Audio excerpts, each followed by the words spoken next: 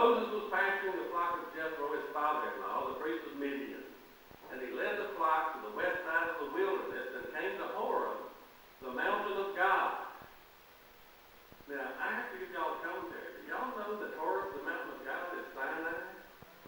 Did y'all know that too? That's where that mountain is? So Moses was living with his father-in-law and family around Sinai in that area for 40 years. Well, let's pray. The angel of the Lord appeared to him in a blazing fire from the midst of a bush. He looked, and behold, the bush was burning with fire, yet the bush was not consumed. So Moses said, I must turn aside now and see this marvelous sight. Why is this bush not burned up? When the Lord saw that he turned aside to look, God called to him from the midst of the bush and said, Moses, Moses. And he said, Here I am. Then he said, Do not come near here. Remove your sandals from your feet, for the place on which you're standing is holy ground. He said also, I am the God of your father, the God of Abraham, the God of Isaac, the God of Jacob. Then Moses hid his face, for he was afraid of God.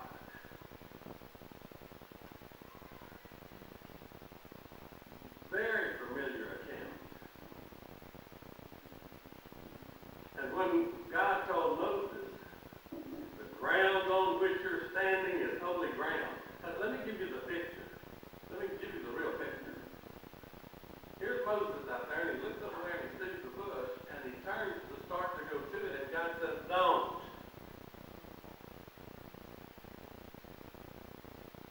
I got to come close to this bush and see why it's not being consumed. And God said, Don't. Because the ground on which you're standing is holy. Get your shoes off. Now, God wasn't saying that when Moses came over to the bush, he told him to take his shoes off because he was on holy ground. God saw Moses was turning to come to the bush. Read the verse. And he said, Stop, the ground on which you are standing is holy ground. And then we get the commentary from Moses himself. Then he was afraid of God.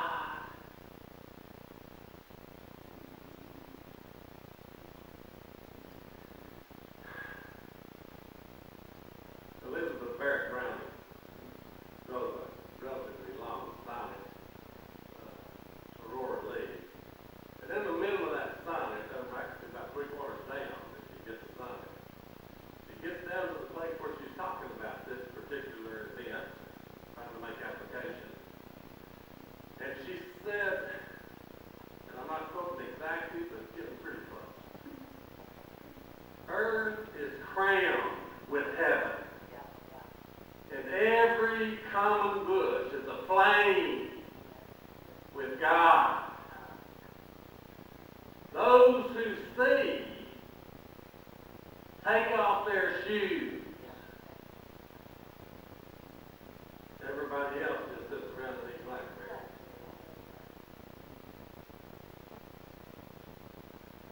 Everybody else thinks it's just common stuff. Those who see understand that it's holy, holy, holy ground. Well, do you know that that's not the only place in the Bible that people are told, or somebody is told to take their shoes off? Did you know that? In Joshua chapter 3, as Joshua is taking over for Moses and fixing to lead the children of Israel over the Jordan River into the Promised Land, we have the account starting in verse 13 of chapter 3. I'm sorry, that's not chapter 3, that's chapter 5. 5:13. My typewriter didn't type what I was thinking. 5:13. It came about when Joshua was by Jericho that he lifted up his eyes and looked, and behold, a man was standing opposite him with his sword drawn in his hand. And Joshua went to him and said, Are you with us, or are you for our adversaries? Are you for us, or are you against us?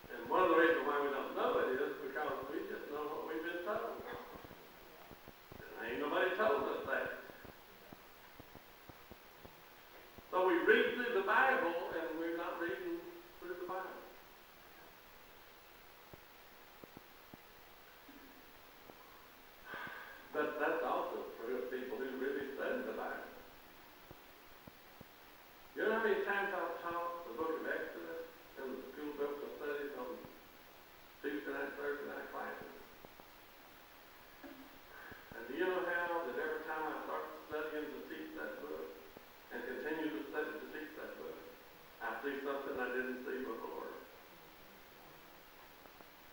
Studied 1 Corinthians on Thursday night, and every time I read the book and get ready to teach the book and continue to read it, I see something that I didn't see before.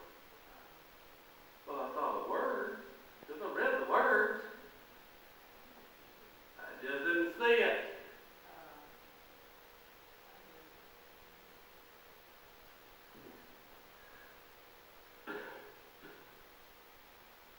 Some of the newer songwriters write songs with which they want us to get devotional. And I think sometimes we ought to be a whole lot more devotional about that. And the way that we define that word. But one of the songs is Holy Ground. We are standing on holy ground. And it makes a statement for where God is.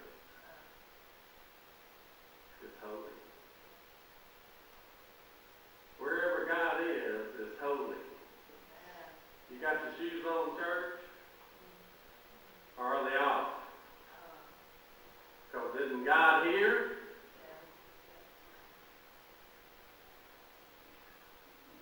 Well, we understand, by the way, that God's trying to teach us a lesson about holiness, don't we? We need to understand that when we are in the presence of God, it's holy there. But this is another preview. As you study the Bible, Moses mediated the new covenant, and God gave Moses the tabernacle. He gave him the plans for the tabernacle, and the first part of the tabernacle was called the what? The holy place. That's where the priests could serve their daily service. And the second part of the tabernacle was called what?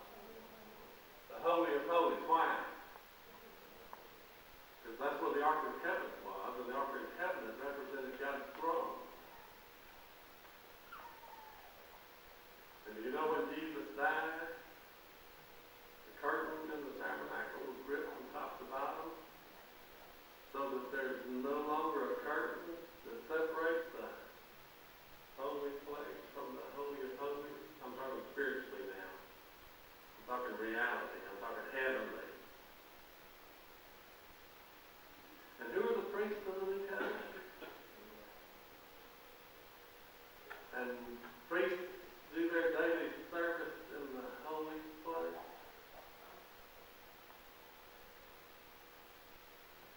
But when we do our daily service in the holy place, since there's no curtain, we do our daily service in the very presence of God Himself. Wow. So what's the point of all this? We read it, by the way, and we make those kinds of points. Wherever God is holy, so everywhere we are is holy. I'm here to tell you that I don't think that was the point Moses was making, or God was making to Moses in Exodus 3. And I don't think it was the point that He was making to Joshua. I think Joshua gives us a little commentary on Exodus 3. But Exodus 3 is the greater story. It was the captain and the Lord of hosts that Joshua saw. The captain of the Lord of hosts is the one who leads God's army in the victory. Who leads God's army. And when Joshua fell on his face, by the way, was he acknowledging that this was God?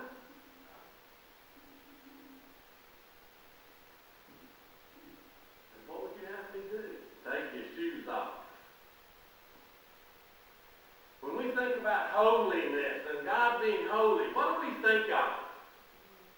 And I am really persuaded, folks, that more and more and more we have lost the awe of God. We have lost the majesty of God. We have lost the holiness of God. And even the best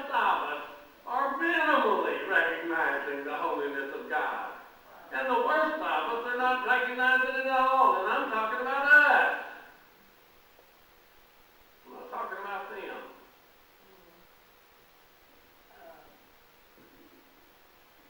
In Exodus chapter 3, when God carried on his conversation with Moses, he says in verse 10, and I'm not going to read this whole thing, I want you to get the purpose, the function of the purpose.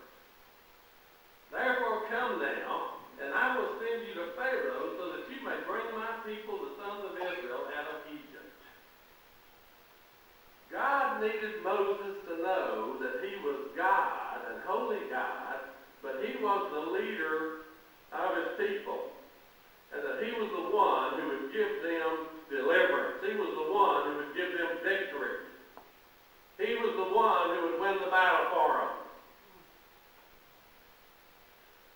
And so he goes on to show him, I'm going to be with you with the miracles that you perform, the wonders that you perform. And he calls them wonders. I want you to notice this. Let's look at chapter 4:21. We'll just look at 3 or 4 of them. The Lord said to Moses, when you go back to Egypt, see that you perform before Pharaoh all the wonders that I have put in your heart, or power, but I will harden his heart so that he'll not let the people go.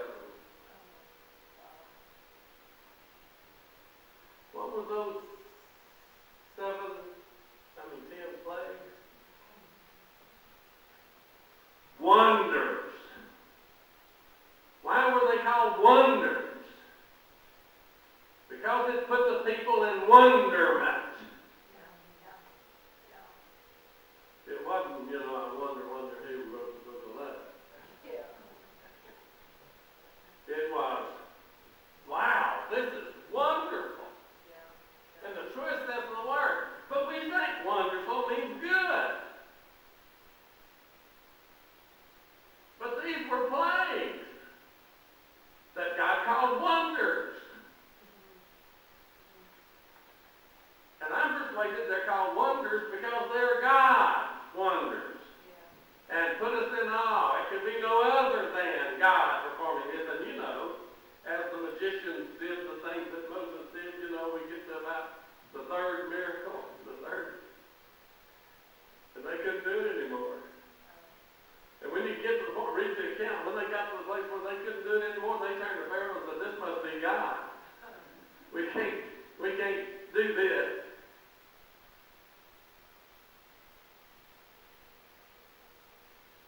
And then in chapter 7, verse 3.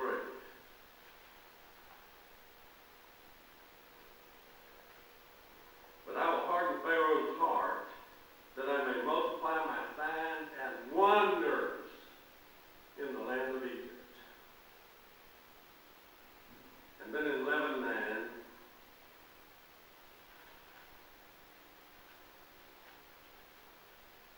and we'll read 9 and 10 together here.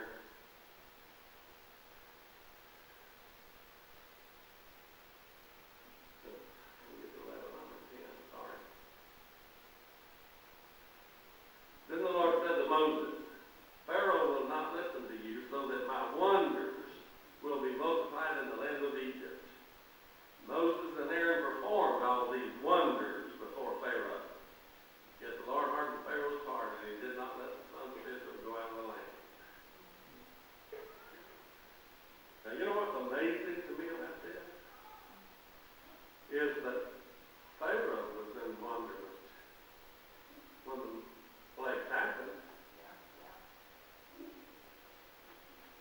And how long did it take him before he lost his wonderment of God working those plagues? Well, almost immediately. Almost immediately. Wow, what a wonderment. But I ain't going to let them people go.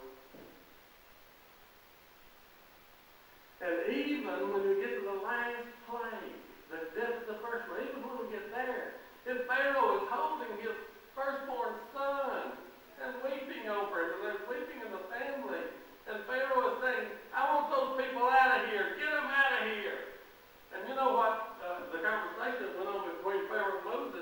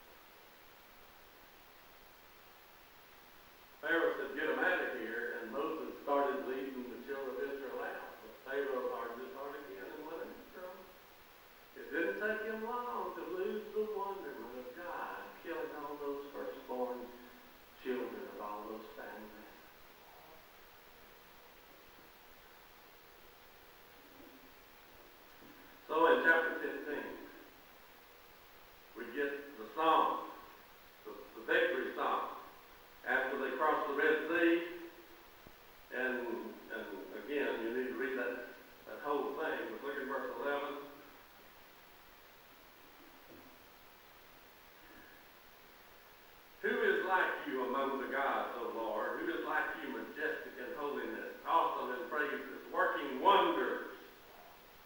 You stretched out your right hand, and the earth swallowed them. It's talking about the sea, the Red Sea.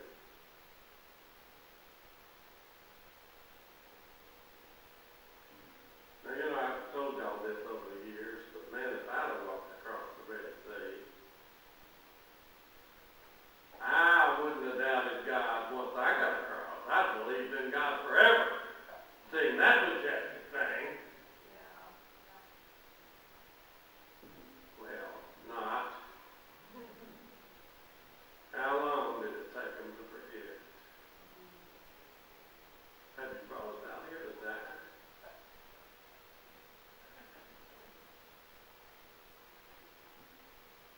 So, what's the application?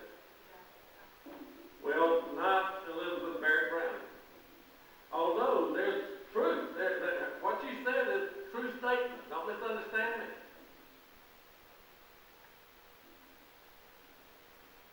Earth is crowned with the presence of God. It's crowned with the presence of God. And every common bush is aflame. Just look around you. Can you see the presence of God? When I first started preaching, I found out that one of the first classes they taught us was Christian evidences. I told y'all this, but I fell in love with Christian evidences. It's still my passion, my love. Every time I see a book on Christian evidences, I pick it up and look at it, and if it's something that impresses me that I hadn't seen or had to think about, I buy it. See, long ago, Judy made me stop going in the bookstore. But now I got my Kindle and my Amazon. I can live without her knowing about it.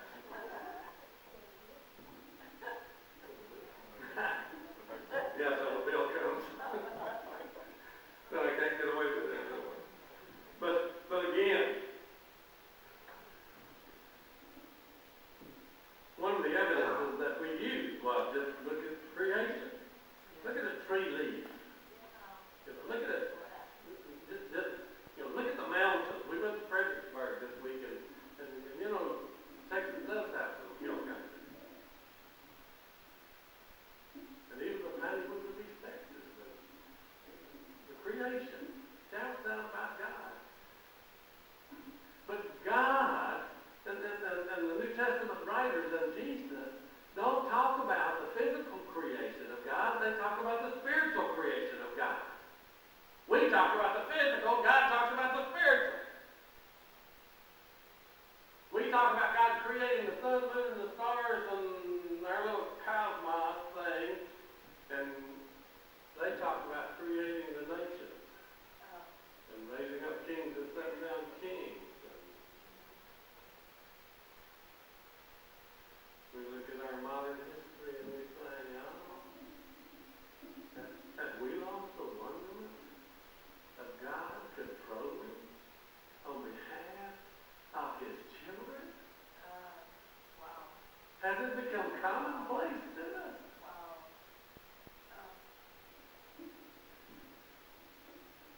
What you wrote in the poem is true. That's not the point Moses was making about the presence of God in the burning bush. The point Moses was making was God Almighty was there, and God Almighty was the one that was talking to him, and God Almighty was the one who's going to send him to deliver the children of Israel from Egypt. And God Almighty was going to be their covenant God, Yahweh. Yes. Now I'm going to say this to you, y'all. Notice that when God began to talk to Moses, He said, I am the God of your father. Now, that's Moses' father.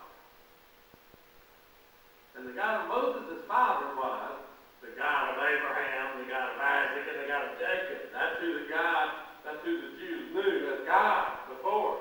The God who was the God of Abraham, Isaac, and Jacob. And in Exodus chapter 6, verse 3, you got to read it. God tells Moses, I did not reveal myself to Abraham, Isaac, and Jacob as the Lord, as Yahweh, as Jehovah. They didn't know me as Jehovah. I made that name known to you, Jews. This is my covenant name, my memorial name with you. I made myself known to Abraham, Isaac, and Jacob as God Almighty. Abraham, Isaac, and Jacob didn't know God as Yahweh. They knew him as God Almighty. And when God talked to Moses in the bush, he said, I'm the God of Abraham, Isaac, and Jacob. Which means, I'm God Almighty. Get your shoes off your feet. Now read through the Bible and see what people thought when they saw God. Samson's parents. Manoah said, oh, we're dead. We've seen God. And his wife said, well, if God had wanted us dead, we'd already be down. So you need to learn some kind of lessons about the experience. That's what I say to you and me. Well, we certainly need to learn some kind of lessons from the experience.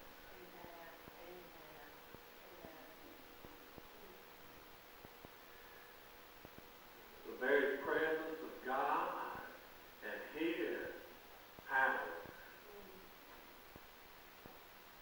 And y'all know, don't you? That the end plague was judgment against people. The prophet Isaiah said in, I think it's 26:13, when you read the book of Isaiah, we all know 66. But he said, and I'm sure I'm going to paraphrase, when things are going good, people don't recognize your righteousness, God. They don't recognize your righteousness. They don't need you. But this is pretty close to the punchline. But when your judgments are in the earth, the people of the earth